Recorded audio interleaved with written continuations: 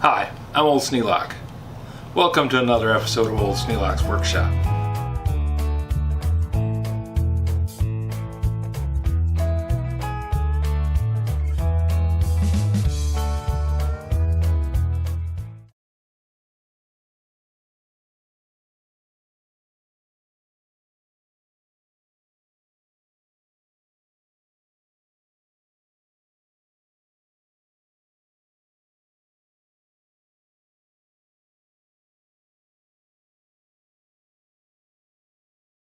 Sanders tend to gather dust.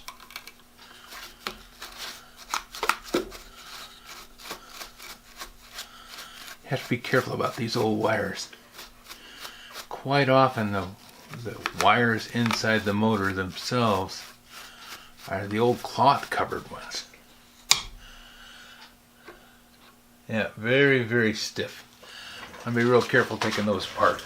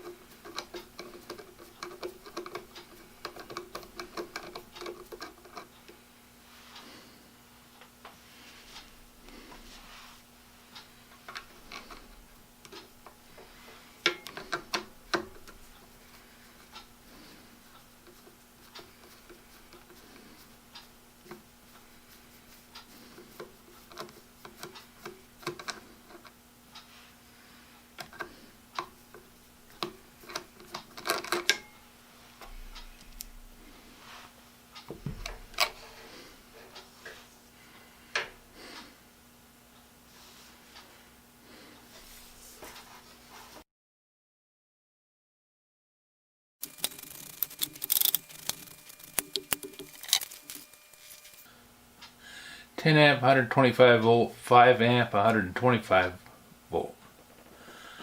So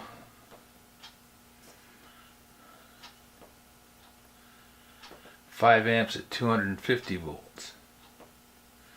So I don't understand why it's a 10 amp at 125 or a 5 amp at 125.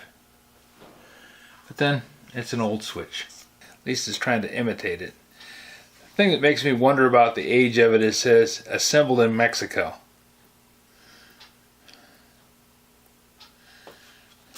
I think it's meant to simulate an old switch.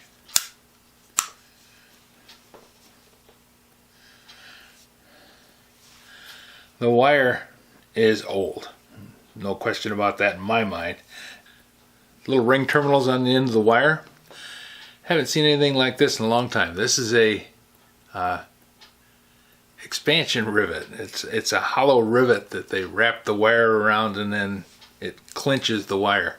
I'm going to put a different kind of crimp-on terminal on the new wires, and I'm going to get rid of this inline switch. Not a big fan of inline switches. I've got a couple of them that I'm using because it's just not worth the trouble to change them. I don't use them that often, but as time goes by I'm going to get rid of them. They're too lightweight. And they're also really awkward. They get caught on everything, and as you can see, the wire gets pulled out of them pretty easily, so not exactly what I would call a good situation. This one's got two bare wires right there. If I had twisted this before I started it, I would have blown a fuse. Well, kicked a breaker. My house doesn't have fuses anymore. I got rid of the old fuse panel and put in breaker panel when I rewired the house. That was a necessity. The house was wired creatively. When we first moved in, the dryer wouldn't work. And I thought, well, it turns, starts up, everything runs, why didn't it work? Well, they had it split into two different fuse banks. One fuse bank ran the heating elements, and the other fuse bank ran the motor and controls. Not a normal thing, but we switched that out. No more problems. The new panel pretty much killed those problems for me. Now to get back to the sander.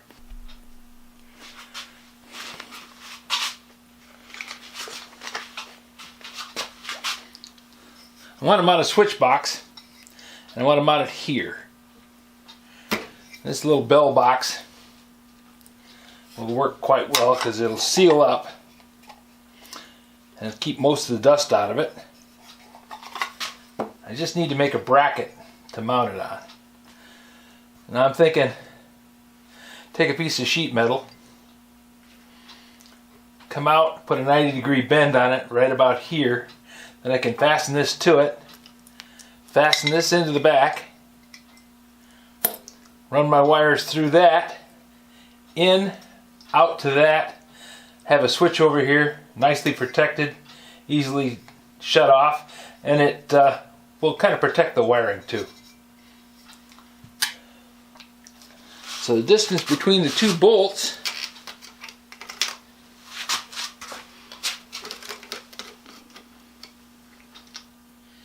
is 3 3/4 center to center.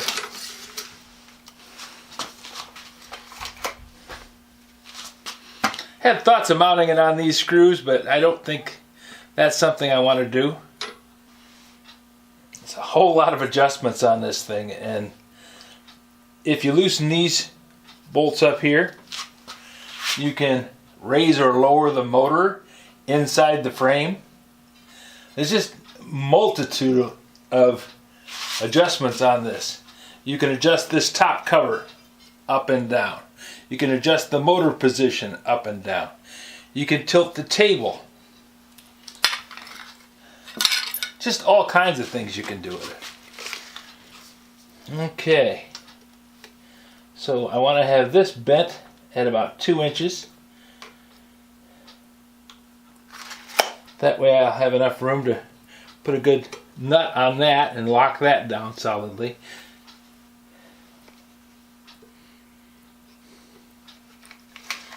And the overall length of the bracket should be, if it's 3 3/4 between centers, I'm probably going to want to go 4 3/4. That way I got a 1/2 inch of material on either side of this, and I won't have a big overlap.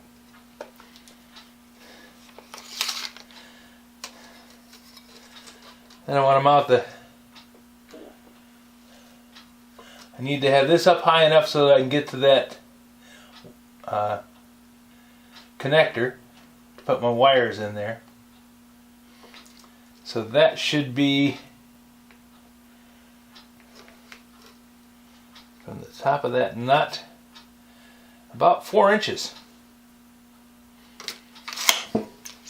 So 2 inches by 4 inches by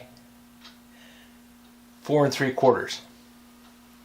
I should be able to take a piece of that old power panel and cut it out of the cover. That'll take care of that issue. And that'll let me mount a good switch,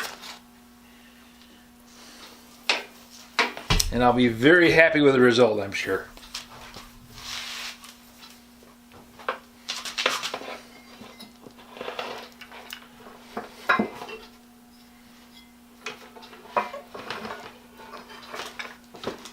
There.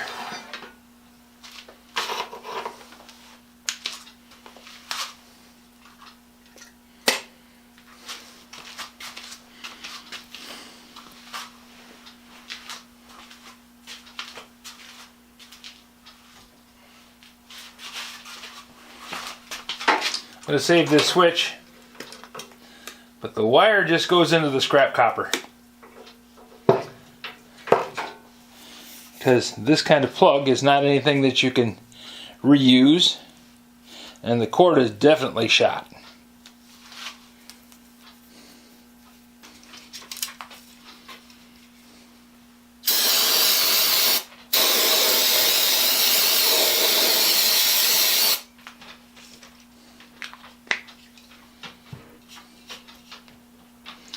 Electronic cleaner, it'll go in there and not damage any of the wiring. And that'll make sure that I get good contact on these terminals.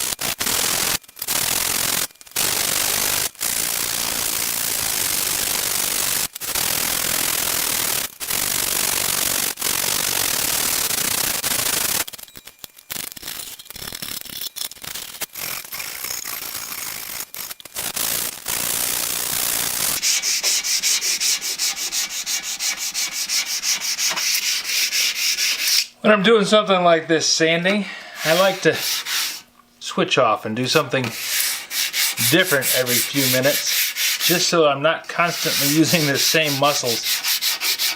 Keeps me from getting sore hands.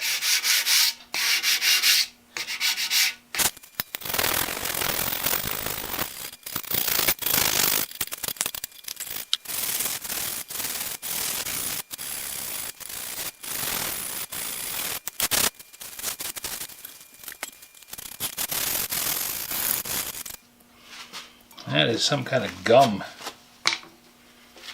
Sticky.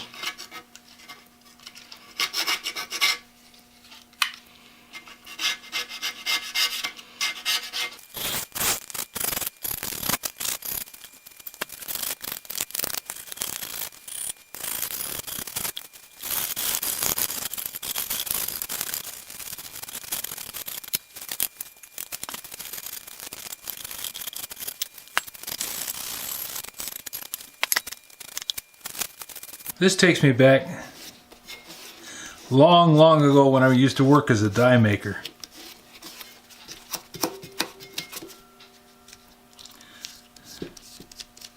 This is equipment that was built to last.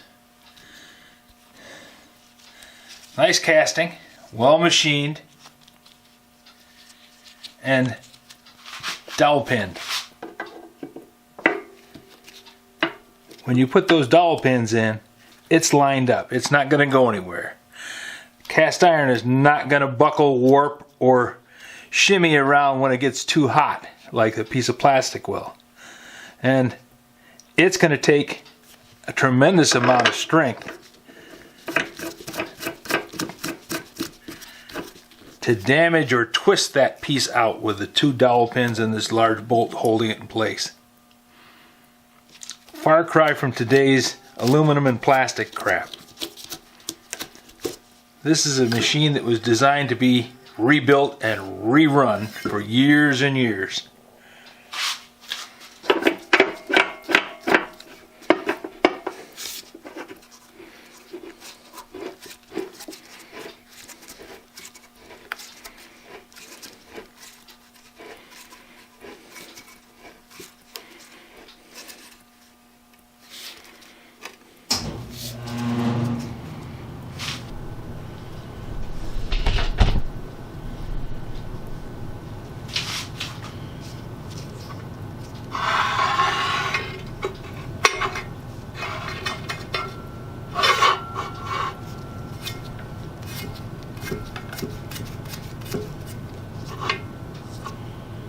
There, nice, straight and square.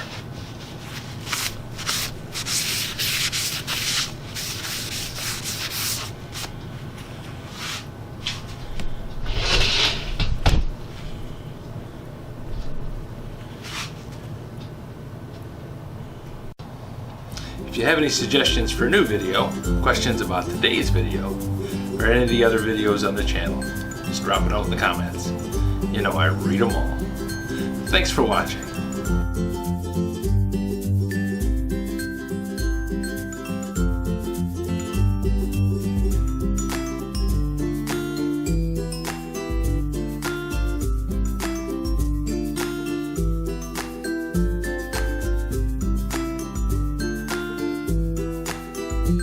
This video is not to be viewed by anyone under the age of 13 in the US or 16 in the European Union.